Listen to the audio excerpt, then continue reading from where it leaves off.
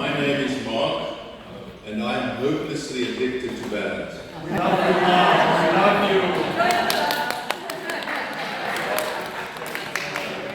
I love you too, thank you. And speaking of love, the first time I realized I was addicted to Balint work, and especially international Balint work, was here in Lisbon, at the opening ceremony of the Congress here in Portugal, at the Open Congress in Lisbon. Here I am, looking a little bit younger, sitting with two people whom I grew to love very much, Benjamin Maos and Rieke van Schreef from Holland, both of whom are sadly not with us, and to whom I dedicate my talk this morning.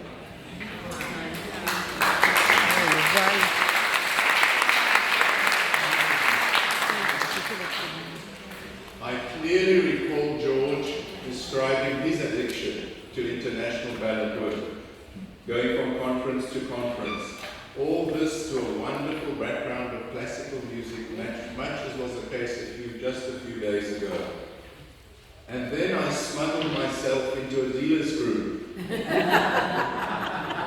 led by the godfather, Henry, and someone who we kept on referring to, and thank you, Kyle is here. I now understand what is meant by I kept on calling him Don Nish. Much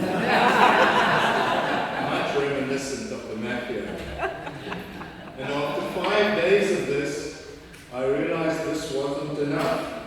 Henry last night at the party, who said to me, "I'm sorry if I was a little grumpy." Edgy. And I thought, what was he referring to? And then I remembered I had a clip on the last day of the conference where I asked Henry,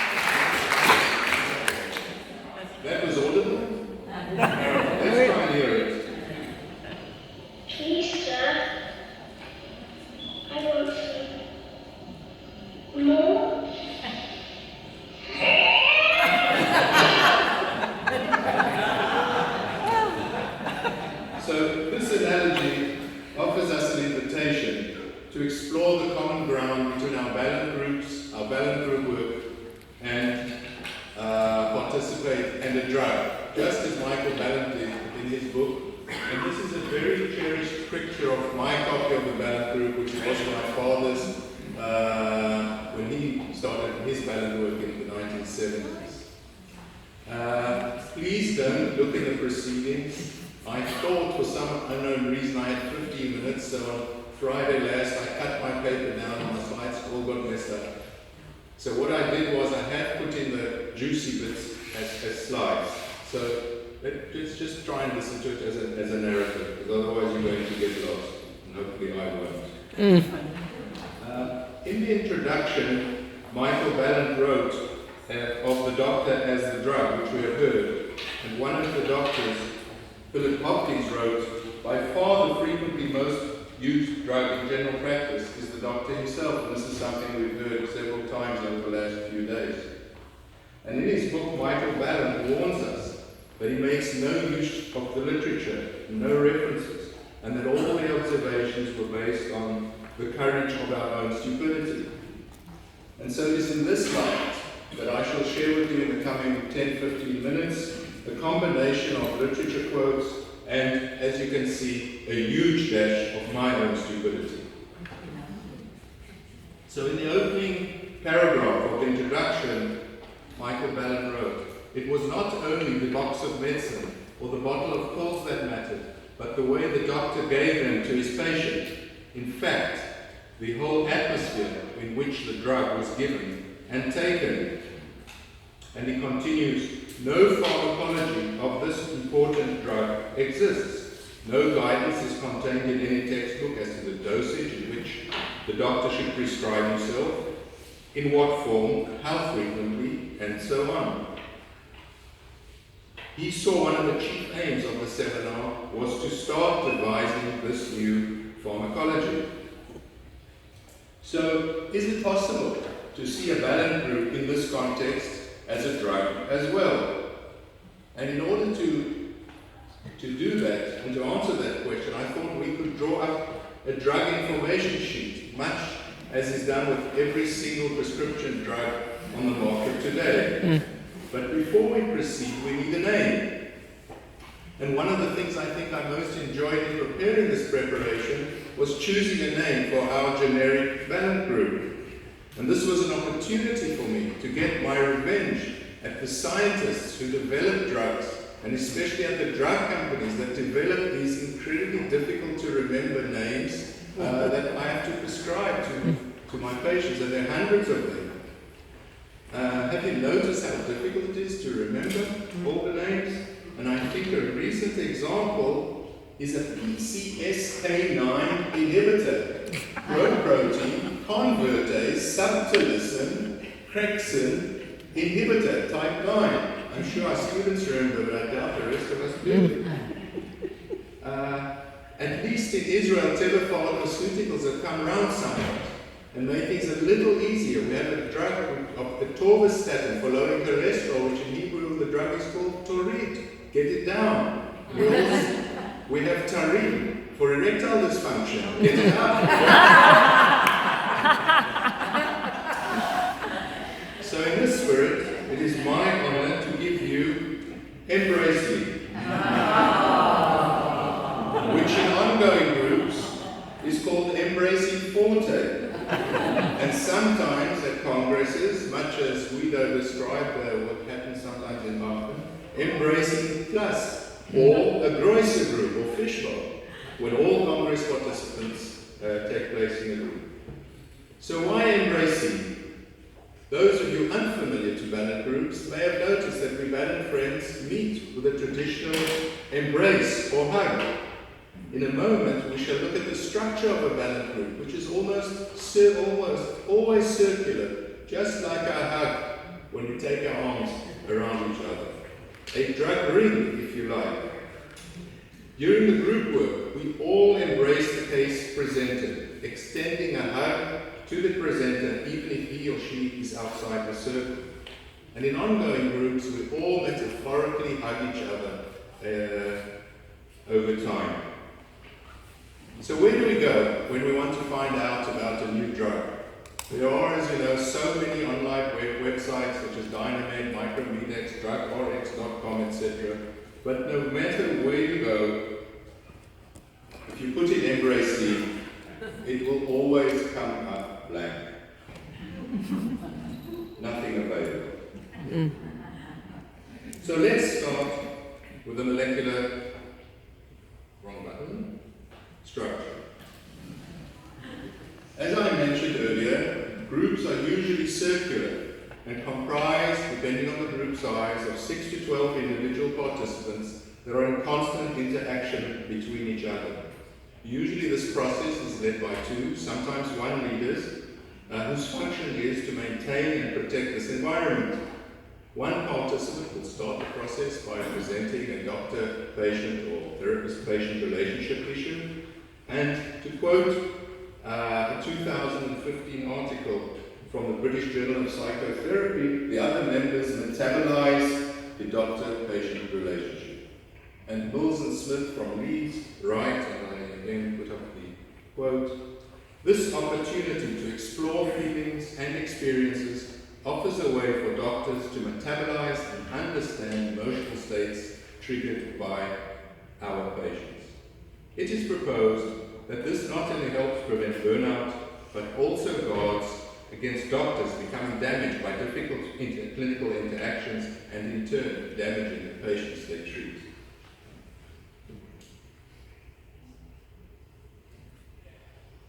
The group becomes a container for the thoughts, feelings, and behavior of the presenter in a safe, empathetic, and non-judgmental environment.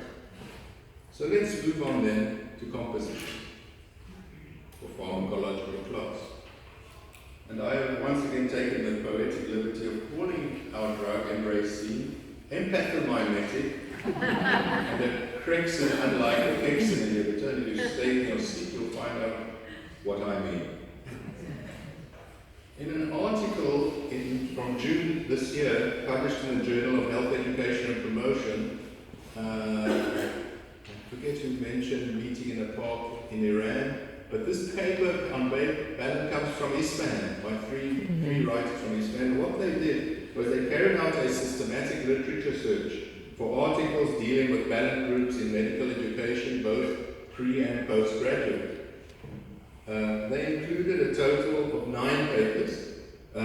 Some of the authors are present at this conference. I'm not sure after last night's part of their presence today. And they conclude that Balint participation increases, amongst others, what our French colleagues call empathic ability, therefore making our groups empathomimetic. And our Serbian colleagues had a poster outside, which they took down, showing the same empathic or empathomimetic effect amongst medical doctors in Serbia. So thank you, Mirjana, Dejan, and Rosa, for that wonderful poster. Group members may gradually reach a deeper level of understanding of the feelings and emotions towards patients. And we may start realizing that certain patients provoke emotions that may resonate with what is going on within us and sometimes within our own inner lives. We have all had our list of heart-sick patients. Patients that call to us instinctively to react with thoughts of, someone said, I want to fire that patient, or not again, why me, please no, oh no. In the Yiddish language, these signs of anguish are called krechten, and regular doses of embracing have been shown to reduce the intensity and frequency of these signs. So therapists and doctors who are aware of these negative feelings and are willing to examine and search for ways to modify them will suffer less. And the secret is to learn via the work in our Balint groups to identify the counter-transference as it happens in the clinical setting and react or not react accordingly. And as daughter Kelvin, who couldn't make it this time, concluded in her often quoted paper from the Annals of Internal Medicine in 2008, the GPs in this study described their Balint group participation as beneficial and essential to their work life as physicians in several ways. It seemed to increase their competence in patient encounters and enable them to endure in their job and find joy and challenge in their relationships with their patients. Balint groups might thus help GPs handle a demanding work life and prevent burnout. Now we need a little bit of water to catalyze the process.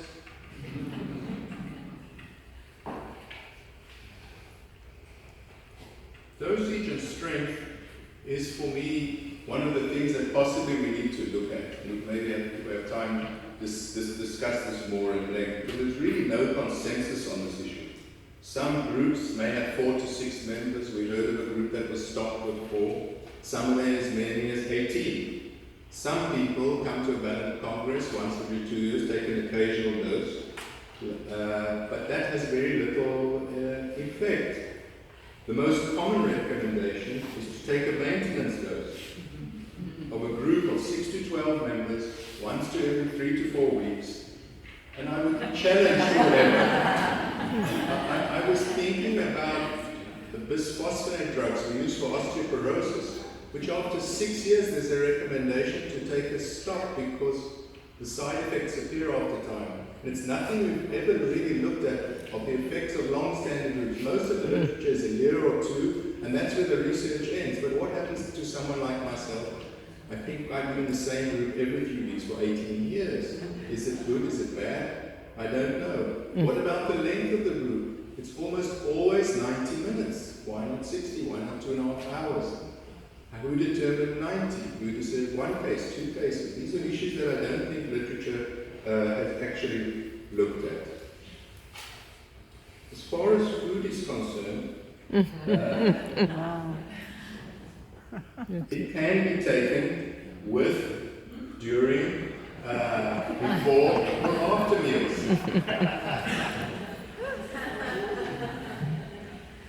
In some groups, these social interactions, and this is my group at home, as you can see, we do it with meals, and hence 5 of us are present at this meeting, becomes an integral part of the group format, leading to an increase in intimacy in group members. What it does to the intake of the material we haven't really checked out. And even though the work itself is done primarily per os, one often comes away from a Balint meeting with an injection of empathy and compassion. Breastfeeding and pregnancy, seemingly simple, embracing is a Class B drug according to the World Health Organization classification. It has no harm to the mother or infant, but there's been no research. Breastfeeding is slightly more complicated. This is a common issue in our resident groups in Tel Aviv. We have young nursing mothers in every group. Our university statutes say nursing mothers must bring someone to nurse their babies during the studies. And so they come with their mothers or babysitters who sit outside and then they rush to breastfeed. But we have allowed, with the group's consent, our residents to breastfeed in the group. So on the one hand it increases intimacy, but at times a crying baby decreases absorption. So the mechanism of action, or how does it work? This is a huge subject which has been touched on so often, so I'm just going to really touch this briefly and take a page off the Balint Society of Britain's page. Ongoing participation in regular groups allows, amongst others, sharing experiences with colleagues interested in relationship issues, restoration of empathic capability towards challenging patients, understanding feelings in both the doctor and patient, such as anger, identification and affection, and how these feelings affect the relationship, and improvement of interpersonal relationships. I prefer to see the case as a gift given by the presenter to the group, and on which all members, even that person that didn't say a word throughout the meeting, can do their own processing in their own time, often at home, often 3 weeks later, and take that into their clinical work. And finally, side effects and allergies. Balint groups are not therapeutic in nature, so the risks to individual participants are minimal, especially if the leaders are competent in providing safety. And I think Manuel showed that so evidently in his paper, how his sensitivity dealt with the safety issue of his presenting case. Some members may initially present with symptoms such as palpitations, shortness of breath, abdominal discomfort, but these dissipate, and one can attribute that to social phobia. There are, however, a large number of therapists who develop allergic reactions, and these are divided into 2 groups. The first is like a contact dermatitis. You mentioned the word Balint, and the immediate reaction is, no, I don't need it, it's not for me. Who needs to discuss feelings? I'm too busy, etc. But in Balint work, we need to acknowledge our role in the imperfect therapist-patient relationship. And those who cannot acknowledge that they are imperfect, make mistakes, and cultivate unhealthy, negative feelings towards certain of their patients cannot, in my view, benefit from or enjoy being part of a generic Balint group. And they develop an allergic reaction which may present as frustration, aggression, or contempt towards other group members.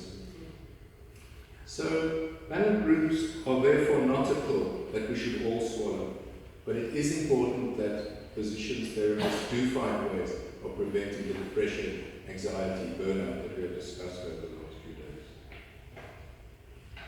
Yet Balint groups open up to us the crack in our biologically trained wall, an emotional insight, contemplation, a deep reflection within and about ourselves. And therefore I end my talk this morning with a quote from my favorite singer, Leonard Cohen, and a song which somehow keeps coming up in my ballad groups. It happened the first time, I forget, a few years back with Lena in a group led by Henry. And just a few days ago, Linda brought it up again in our group. So instead of my saying it, why not hear it from the one and only? Thank you so much, friends. We're so privileged to be able to gather in moments like this when so much of the world is plunged in darkness and chaos.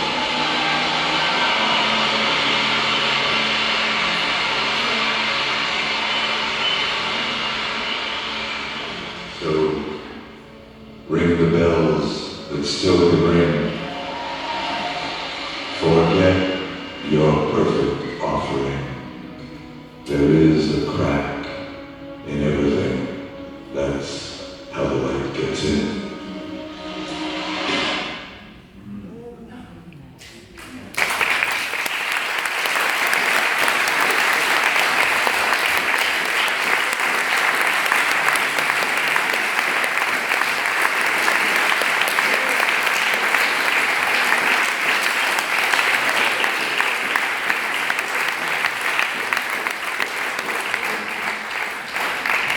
My fellow adults, thank you.